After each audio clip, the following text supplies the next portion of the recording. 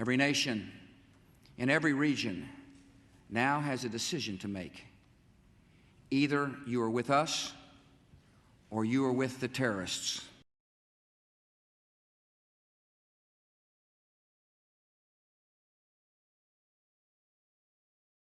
If the government could find out key information about terrorist attacks, murders, and other heinous crimes through torture during interrogation, would the victims' rights still apply, or are they no longer considered humans? Or is it even still considered torture, or instead, is it considered enhanced interrogation? When the country hates someone so much and has so much against them, it takes years for them to gain their respect back. Jesselyn had to do just that. Jesselyn Alicia Radack was born on December 12, 1970. She lived in Washington, D.C. for most of her life.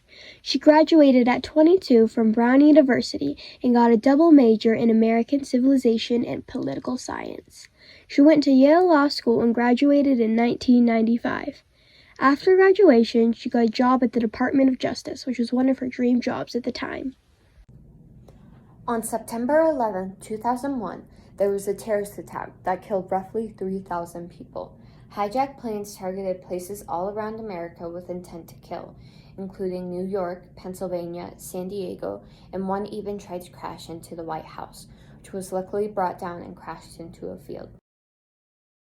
Jesselyn was taking calls for the ethics desk when she happened to get a call from the Criminal Justice Office saying that the government had recently arrested John Walker Lind in Afghanistan while fighting amongst the Taliban for suspicion of being involved in 9/11, and he was even nicknamed the American Taliban.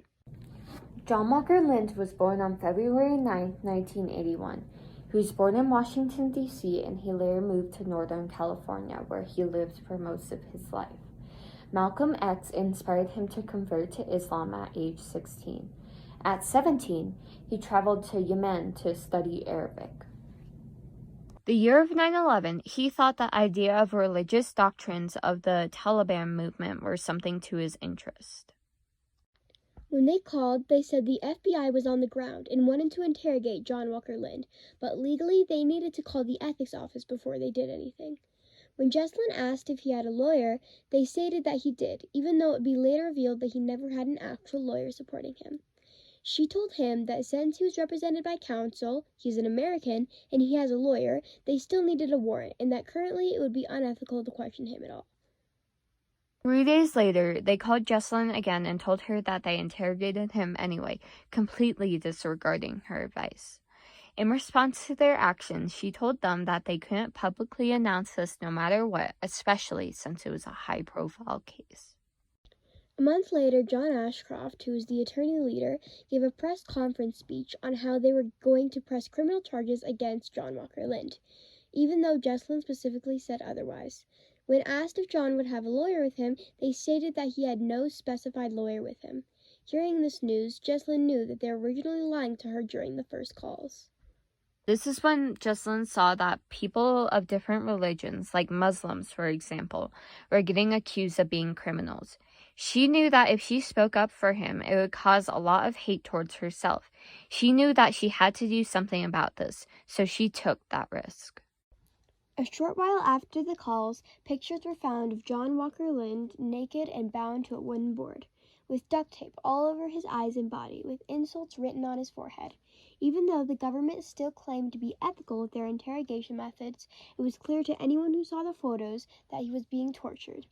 Shortly after the pictures were released, Jesselyn sought justice and went to his trial as well as news station, explaining what happened and what the government had done.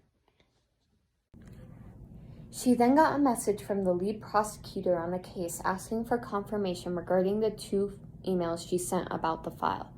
Jesselyn knew that she had sent at least 10 emails and they had all mysteriously vanished. She realized that not only the government, but her job as well were both trying to cover up her attempt to defend John Walker Lind. She contacted the IT department and they were able to recover 14 emails. She made sure to print them out so they wouldn't go missing again. She ended up resigning from her job soon after. Shortly after, Jesselyn got a job with a private firm. She mailed out the printed emails and she felt like a huge weight had been lifted off her shoulders. Yet, unbeknownst to her, she just became a villain in the eyes of America. The government even tried to convince her new job that she was a criminal prone to stealing files. Because of them, she was laid off and put on the no-flight list. It was all over the news on how she was a bad American, a liar, and worst of all, a traitor.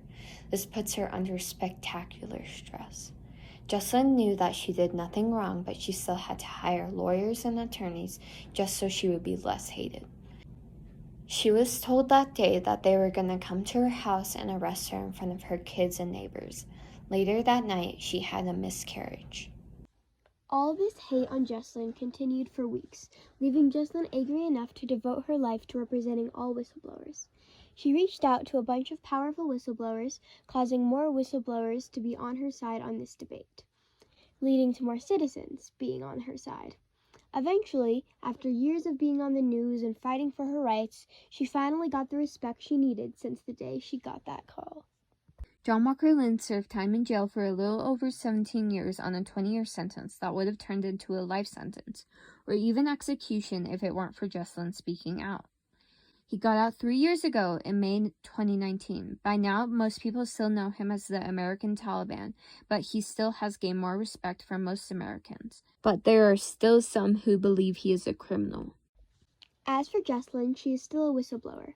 She still helps countless Americans, but she says she enjoys this job much more, for she doesn't have to deal with such high-profile cases. This case has inspired many cases similar to this to handle it more responsibly, with lawyers and attorneys, for example.